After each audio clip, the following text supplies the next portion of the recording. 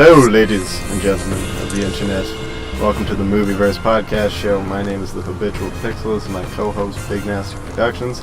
And today we're doing our 2015 Oscar pre-show predictions, if you will. We're just going to run down the list of all the films nominated for various things this year. All the things that we've seen anyways. I'm going to try not to judge films we haven't seen. Probably the best idea. But it happens. And yeah, give our predictions, our top fives, maybe our thoughts on films that were snubbed this year, etc., etc. Yes, where shall we begin? I think we'll go ahead and start at the good old bottom of the list. Yeah. We'll go ahead and start with best costume design. All right. So, best costume design this year, the nominations were Grand Budapest Hotel, Inherent Vice, Into the Woods, Maleficent, and Mr. Turner.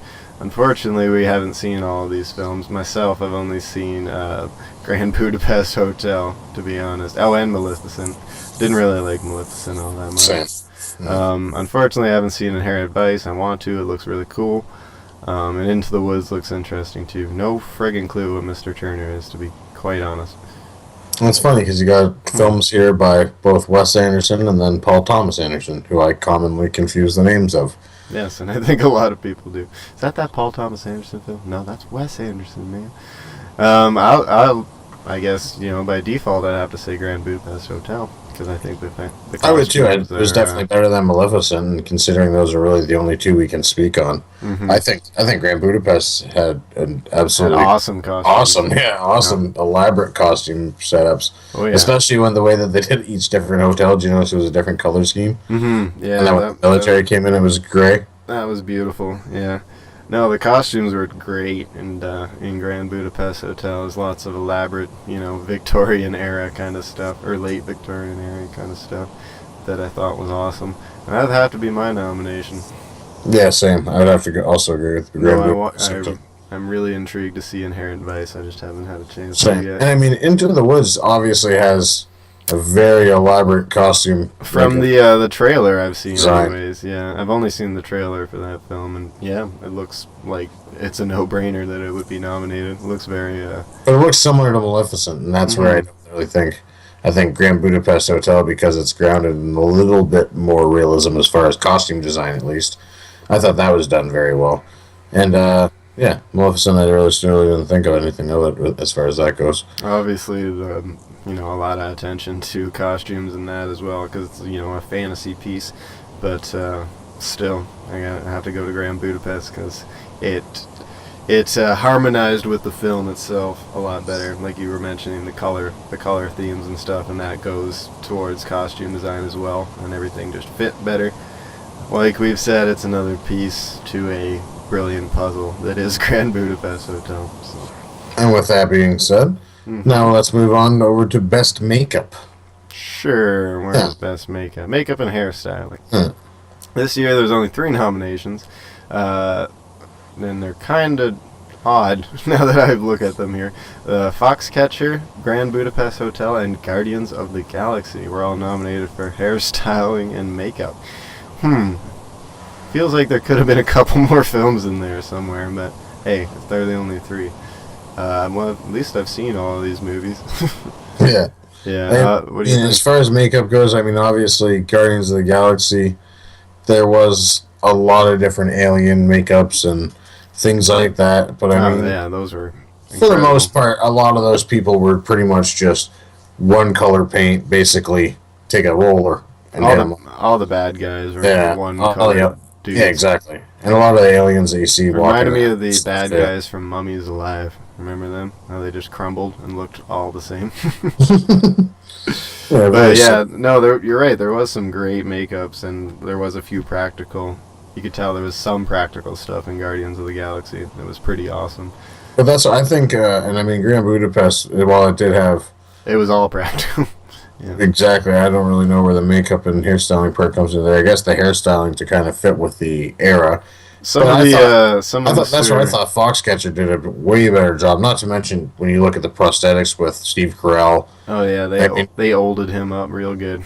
and with how real it looked with that film, you guys, Foxcatcher is definitely the lead in my opinion for this one. I don't see how you could say otherwise. I'd probably have to agree because Steve was able to. Oh, I know. Like I said, I don't see how you could say otherwise. Yeah, Just hey, come on. Yeah, I would go Grand Budapest if it wasn't for, it's not hairstyling, makeup wasn't quite as important to the actual story. I mean, it was good. A lot of Gustav's women, if you will, had the elaborate, crazy ass hair going on. I'm sure. Yeah, that's true. I'm sure that wasn't easy. And obviously, Guardians was, there was some makeup involved. Zoe, what's her name? Zoe Saldana had to be painted every day. Same with her android sister. Can't remember her name. Nebula. Yes. So you meant the actual person. Yeah, I don't know who the actual actress was. Sorry, but I'm gonna have to go Fox. Dave Bautista as well. And, No, it was good nonetheless. But like you said, there was a lot of it's very plain. Yes, there was far more reliance on CGI in that film because it's science fiction. There has to be reliance on CGI. So I'm gonna go with Foxcatcher because it was simply more important to telling the story. And they did a fucking great job with, especially with Steve Carell's character. Yeah, and then I mean with that one, I think we both agree with Foxcatcher. So we can go ahead and move over to best writing for an adapted screenplay. Best writing for an adapted screenplay. Okay, here we go. For an adapted screenplay, of course, meaning that it was adapted from something else, usually a book of some sort or a short film. This year's nominees were American Sniper, written by Jason Hall. Adapted from the book by Chris Kyle called American Sniper. Imitation Game, Inherent Vice, which was written by Paul Thomas Anderson, which is kind of cool. Theory of Everything, which was adapted from Stephen Hawking's wife's book, which I cannot remember the name of, and Whiplash, which was adapted from a short film made by the same director. Yeah, those are the nominees. Now, as far as screenplay goes, yes. Which out of those, I mean, is there anything that's a clear? Because I mean, obviously, we haven't seen Inherent Vice, and it definitely looks like a very interesting story. Oh yeah. Is there anything out of what we have seen, being every other one that's in there? Is there anything out of those four that you think stands out among the rest? Yeah, I mean it's tricky because I haven't read any of the source material for anything. But I don't know. What stands out to me would probably be. It's tough to say actually. I want to see if we're on the same wavelength here. Yeah. On three, ready? Okay. Top one that you see out of those four. 1, 2, 3. Whiplash. Imitation Game. Oh, thanks. Thanks for leaving me hanging. Imitation Game. I was gonna go Imitation Game. I jumped off the cliff and you didn't join me. You were gonna go Imitation Game, really? You thought that was a better story? Not the story itself, but I think it was adapted from real events to be understandable. I thought that was well done. Okay, I don't agree to disagree. I thought Whiplash was a far more compelling sort of story, and I mean the fact that it was based off of the short film that he made himself, and then he directed this as well. Mm-hmm. That to me is impressive. Yeah, I forgot about the hard work of the director with that one. I might have to change it. So I mean, realistically, it's an original It's adapted from an original screenplay by the same writer. So that to me is intriguing. Yeah, and it is. I thought it was extremely well done. You're right, and it is a simple story, written in a very elegant and it's a very well made movie that was adapted from a simple concept. So, you know what? I am going to agree with you. Look at that. Sorry to flip-flop on you guys, but Whiplash was mighty impressive. So for best adapted screenplay, we're both going to go ahead and agree on Whiplash? Mm-hmm. Yes. Imitation Game is a close second for me, though. I would agree that it is a close second. Mm-hmm. Just because it was a rad story. Mm-hmm. But anywho. I think now we're going to go ahead and move on to probably one of your favorite sections of the Oscars. Yeah. Best visual effects. Yay, visual effects. I love me some visual effects, don't get me wrong. This year's nominees were Captain America, The Winter Soldier, Dawn of the Planet of the Apes, Guardians of the Galaxy, Interstellar, and X-Men Days of Future Past. This is the only category where the popcorn blockbusters get to shine. Now, is it weird that I don't think Interstellar belongs in here compared to the others? I was gonna pick Interstellar for my top pick. I didn't think it was that good. Yep. I think overall it wasn't the greatest. Like I didn't really think the visual effects of it were that great. Oh, I loved them. I thought they were awesome. But they're not as they don't take the forefront quite like some of the other films. Dawn of the Planet of the Apes. Yeah, I'm gonna have to. Dawn of the Planet of the Apes is clearly the best like actual work on CGI. I think. I just think some of the stuff in Interstellar was done really cool, and a lot of it was like miniatures shot with film and stuff like that. They used a lot of cool techniques on Interstellar. And that's The why apes are people. that's why I dig it. But Dawn of the Planet of the Apes which was a surprise hit of this year. I ended up really liking that movie. Oh, it was fantastic. You can't beat the CGI and work with Andy Serkis and like how they bring the apes' emotions to life. Yeah, there really isn't any comparison to that. It's almost seamless, really, that movie. Whether it be someone like Andy Serkis or a Doug Jones, for instance, I really don't think you can beat the kind of creature acting. Mm-hmm. So, if you take that angle, I feel like that's your best bet to have the most realistic looking CGI characters. Yeah, and that's the thing, they're characters. Like, it's that much harder to do than, say, Guardians of the Galaxy obviously had some amazing, CGI set pieces and locations. I mean, I love that, the prison, the kiln, and the skull world. What's the skull called? Where all the bad dudes hang out? The skull where all the bad dudes hang out? In Guardians of the Galaxy. Come on. Oh, nowhere? Yeah, nowhere. Duh. Like I'm an idiot. Sorry. And obviously, Captain America Winter Soldier. Oh, yeah, it's shaped like a skull. I didn't know what you meant. I'm like the skull where they hang out. Yeah, that celestial being that they Oh, yeah, it's a dead celestial being. Yeah, it's not. Yeah, nowhere. that's nowhere. Yeah.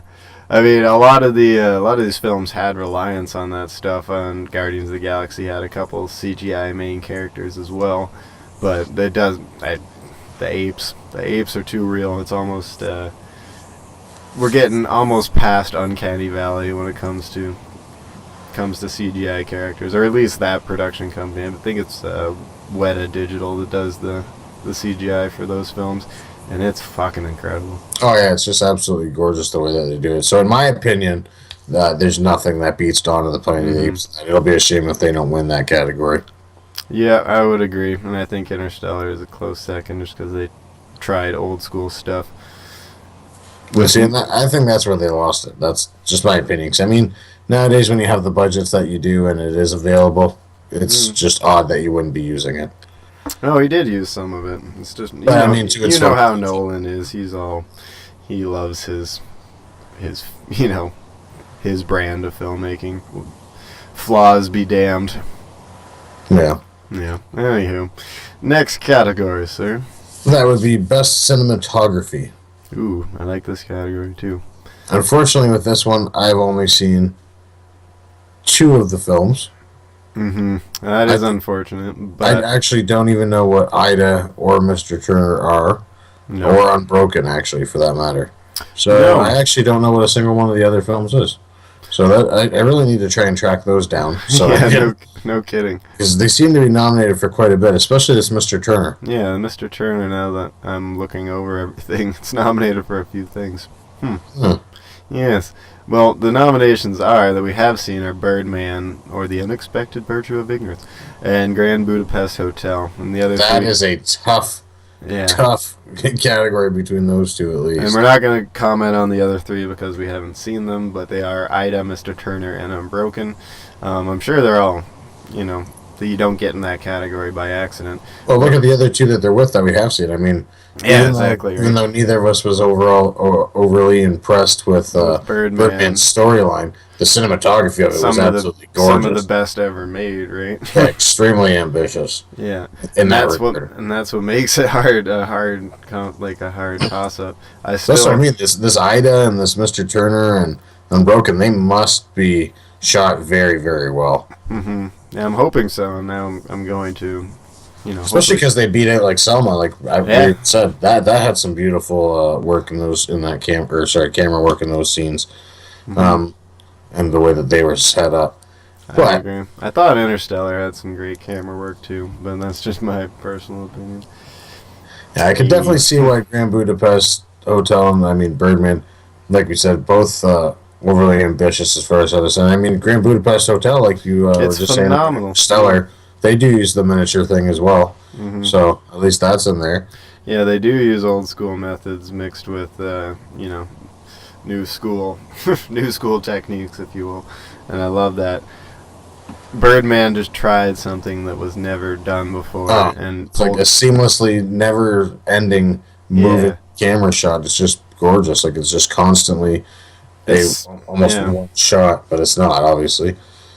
If there was ever to be a tie in Oscar history, I would give it to these two films for I would, cinematography. yeah, I would too. It's hard to pick just one. I guess I go Grand Budapest just because I think it's it's orchestrated like a series of hand painted, like 16th century hand painted masterpieces, like at 24 frames a second. Like it's incredible. Um, but that's only like by a hair because Birdman is stunning in its own technical right. Yeah, and I'm gonna go ahead and actually I'm gonna I think I'm gonna have to disagree with you. And say I, Birdman. I think I have to say Birdman, and Hmm. I'll tell you why. It's because that's the only impressive piece Yeah. of film, in my opinion. I getcha. But No, and it's stunning what they pulled off with Birdman. Like it hasn't been done quite that smoothly in the past. mhm. I mean, those long shots usually come off with an amateur feel, and that one just is professional the whole way through, and it's quite impressive. But yeah, to keep everything going, on to the best original music score. Original music, where are you? Original score, okay. The Grand Budapest Hotel, The Imitation Game, Interstellar, Mr. Turner, and The Theory of Everything were nominated for original score. Interstellar, obviously done by Hans Zimmer. The This man. one, I think I would go with the Imitation Game. Yeah? Hmm. Yeah. And though I did think the Grand Budapest Hotel's music fit perfectly, it wasn't as important to the story as everything else that was going on. Hmm. And, yeah, Imitation Game. Yeah, maybe you're right. It was composed rather amazingly, to be honest. I thought, yeah, I'm just gonna agree with you. You can go with that. I'd say Interstellar is a close second, just because I love Hans Zimmer. He's the best, no matter what. Oh yeah, he's one of Yeah, the biggest names in the business. yeah, no matter what he's working on, it's awesome. So, And now I guess that brings us already all the way up to best original screenplay. mm-hmm. We are flying through these. Original screenplay. Okay, here we go. This means it was created solely for the purpose of the film, and the nominees are Birdman, Boyhood, Foxcatcher, Grand Budapest Hotel, and Nightcrawler. And Birdman, Boyhood, and Grand Budapest Hotel were all written by the directors themselves. Yeah, that's kind of cool. Yeah, that is interesting. You don't really seem to see that many getting in I mean, in 1 year. it's got to be hard as fuck to both write and direct a good movie. Like, it's hard to be good at everything, right? And you know who I think is automatically out for this? Mm-hmm. Take one guess. Who's automatically in? Yeah. Nightcrawler? No, actually, I thought the story for Nightcrawler was very good. I'd say Richard Linklater. Yeah, for Boyhood. Oh yeah, duh, Boyhood. I should have known. I I'd honestly agree think the with best. that. I think the best original screenplay here would be Wes Anderson. I agree. I think it's so out of left field that it's and works right. Oh yeah, And it works as a story and as a film, and being a film about story, it's just it's magic. yeah, and that's the thing. And with Foxcatcher is a great film. The problem is, I mean, obviously it's based on a true story, and it is a little bit slow. Hmm. So again, that's where Grand Budapest, I think, gets the win on best original screenplay. I would have to agree. There's nothing. We could ramble on for many, many hours about how good that film is, but we won't. Next category, Seth. Next category is Best Supporting Actress. All right, Best Supporting Actress. Actress in a supporting role. We have Patricia Arquette, for Boyhood, Emma Stone for Birdman, Laura Dern for Wild, Meryl Streep, obviously, she's nominated every year, for Into the Woods, Keira Knightley for Imitation Game. What do you think? I think Keira Knightley for Imitation Game. I was going to agree with you. Though Emma Stone was not bad either, and I was not a fan of Patricia Arquette from Boyhood. But I'm somewhat in love with Emma Stone, so I have to give points to her, but I can't. Patricia Arquette, you're right, nothing too spectacular there. I haven't seen Into the Woods. Meryl Streep's obviously a boss of acting, so I'm sure she does fine in that. Mm-hmm. But I'm going to have to give it to Keira Knightley for roles that I have seen, because I thought she was awesome in The Imitation Game. Yeah, same here. And didn't steal the spotlight from Cumberbatch either, so that's always important. Next up. Following the trend of supporting cast, we're going to go with Best Supporting Actor. All right, we have Robert Duvall for The Judge, Mark Ruffalo for Foxcatcher, Ethan Hawke for Boyhood, J.K. Simmons for Whiplash, and Edward Norton for Birdman. What do you think? Simmons. Yeah, I mean, there really is no contest. No. I mean, we could go through them. They are, all good in their own right. Though I haven't seen The Judge, so I can't comment on Robert Duvall's performance in that. Ethan Hawke was the best part of Boyhood, in my opinion. And Mark Ruffalo is great in Foxcatcher, Oh, yeah. except for the fact that his Mark Ruffalo still does show through. Yeah, well, He still shows his Ruffalo. he still does that when he's the Hulk, for God's sakes. Yeah. And, he did a good enough job. And Edward Norton, obviously, again, just shows his Edward Norton-ness in Birdman. But No, J.K. Simmons, I thought, did a great job. Yeah, J.K. Simmons, abso-friggin-lutely, is the best supporting actor this year. I think he's the star of Whiplash. It is a film about him just as much as it is the main character. So I'd have to give it to Mr. Simmons. His performance completely trumps the main character. That's the greatest part. I think that's what gets him that Oscar right there. Mm-hmm. But now it's on to one of my favorite categories, Best Director. Oh yes, I do love this category as well.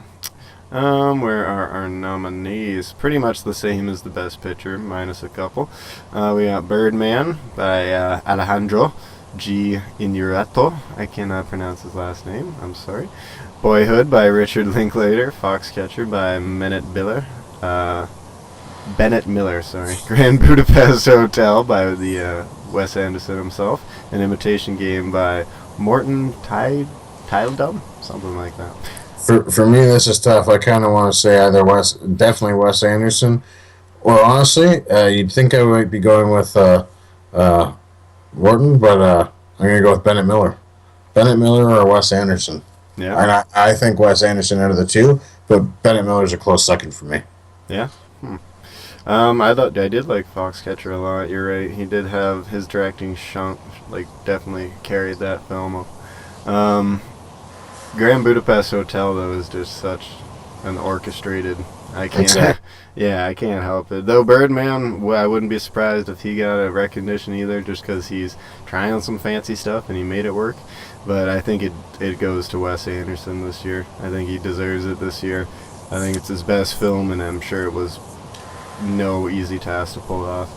Congratulations, Wes. Hopefully you win it. Mm-hmm. You go, Wes. Now, on to Best Actress. Best Actress.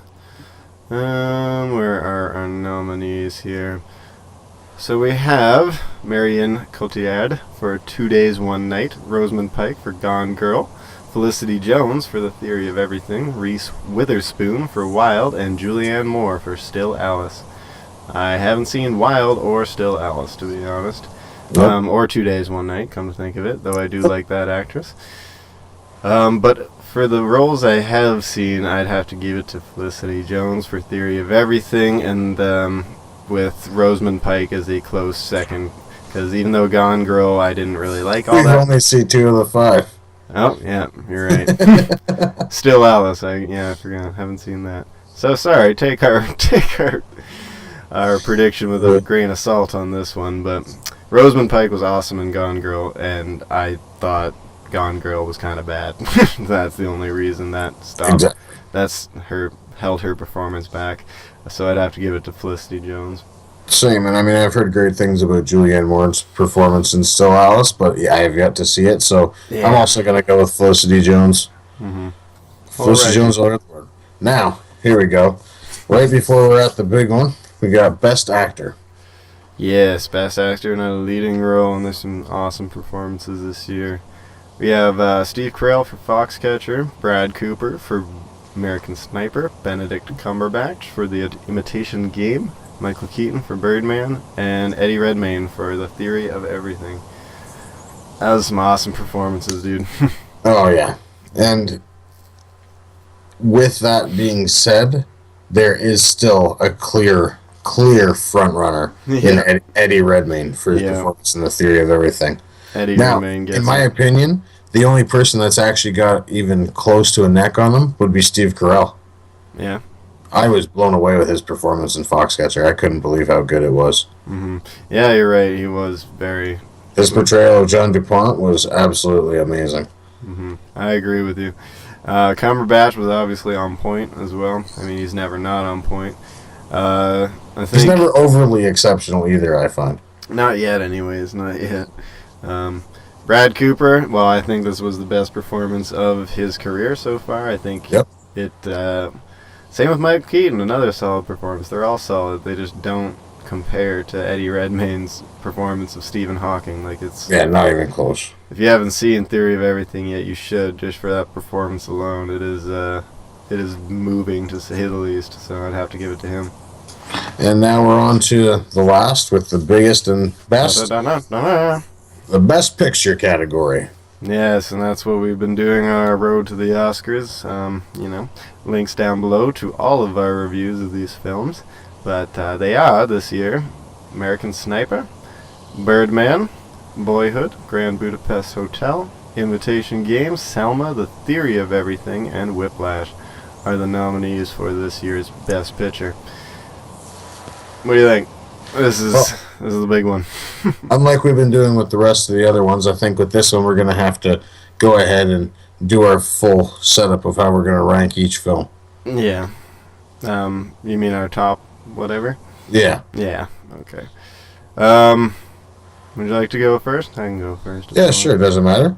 I'm going to start off with the Grand Budapest Hotel. I think Grand Budapest Hotel, in my opinion, has to be the winning this. I know there's a lot of talk of Boyhood, but I felt the story just really was detrimental to how impressive the way that they filmed the actual film was. Mm-hmm. Now, Grand Budapest Hotel, however, this is a nearly flawless film, in my opinion. Wes Anderson's greatest work of his career by far, and I think it's actually going to earn him that Oscar statue. So I would say, as far as directing goes, as far as Best Picture goes, I would say Grand Budapest Hotel, Whiplash, American Sniper, Imitation Game, Theory of Everything, Selma, Birdman, and Boyhood. That would be your order. Yep. I'm going to agree with you mostly. I'm going to have to give it to Grand Budapest Hotel for Best Picture because it is just the sum of all the parts and all the moving parts in that film come together in a way that you rarely see in movies. It's quite exceptional. I think Wes Anderson deserves the statue. I hope he keeps making films on this caliber. As far as my top ordered list goes, I'd say Grand Budapest Hotel is 1, Whiplash is 2nd. This is where it gets tough. Imitation Game is 3rd. Theory of Everything 4th. Birdman 5th. And then, American Sniper, Selma, Boyhood. That's how it would go for me. Sorry to push you all the way down the list, American Sniper. You're still a good film, but hey, Fake baby. Fake baby. Yeah, that would be my list. I think Birdman deserves recognition this year because it's fucking amazing technically. It's just not quite the complete package that Grand Budapest is. So yeah, I'd have to give it to Grand Budapest. Yep, same here. Yeah, and that would be our wrap up of the nominees for this year. Any films? Let's go, Wes Anderson. Yeah, let's go, Wes Anderson. If you would have asked me 5 years ago when I was really starting to consider, the intricacies of film, if I saw Wes Anderson being the best of the best, and I'm like, meh, he's probably just going to make weird art films for the rest of his career. But no, I think Grand Budapest goes well beyond that, and it's fucking awesome. Yeah, it's definitely the best by far out of all of the nominees, and it's technically impressive. It's the performances are impressive, the story's impressive, everything about it. It's nearly flawless film. Mm-hmm. What about a personal favorite film of the year? Do you have one that's maybe outside of the Oscar nominations? You know what? No, actually, I don't. I think Grand Budapest Hotel would have probably been it. Guardians of the Galaxy I thought was insanely entertaining. I mean, but obviously that's a different type of movie. Absolutely. But yeah, I would say definitely Grand Budapest Hotel would be my pick. I'd agree with you too. I think the most fun movie of the year might have been Guardians of the Galaxy, just because it was such a great time at the theater. But that's a different conversation to the one about Oscar-nominated films. Grand Budapest is just so goddamn good, and it's on Netflix for anyone who doesn't know. You should go see it. It's almost free, $8 a month. Watch that shit. Anything else you'd like to wrap up? No, I think that's about it. I'm excited to see if some of our predictions are right, and I'm hoping so. Hopefully this Sunday we'll be proven right about Wes Anderson. He'll get his first Oscar for directing. Hopefully his first of many. And Best Picture. And who knows, we might get more than one. And hopefully we don't have a repeat where Gravity wins 9 awards. No one really understands why. Yeah, hopefully it's a little more fair this year. But yeah, thanks for tuning in to our Oscar pre-show chit-chat. My name has been the Habitual Pixel. It's my co-host, Big Nasty Productions. Links to all of our reviews down below. Thanks for tuning in, guys.